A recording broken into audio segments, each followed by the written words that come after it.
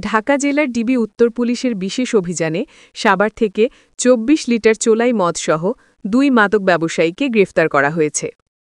শনিবার ১৮ অক্টোবর দুপুরের দিকে সাভার মডেল থানার তুলাতলী মুসুরিখোলা এলাকায় এই অভিযান পরিচালনা করে ঢাকা জেলার ডিবি উত্তর।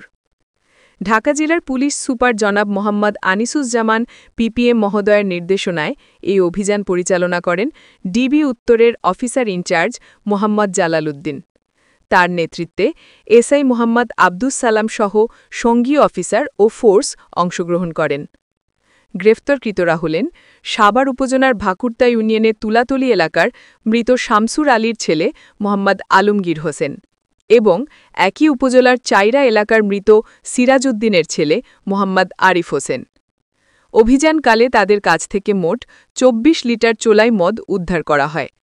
পুলিশ জানায়, গ্রেফতারকৃতদের বিরুদ্ধে সাভার থানায় নিয়মিত মামলা দায়েরের প্রক্রিয়া চলছে।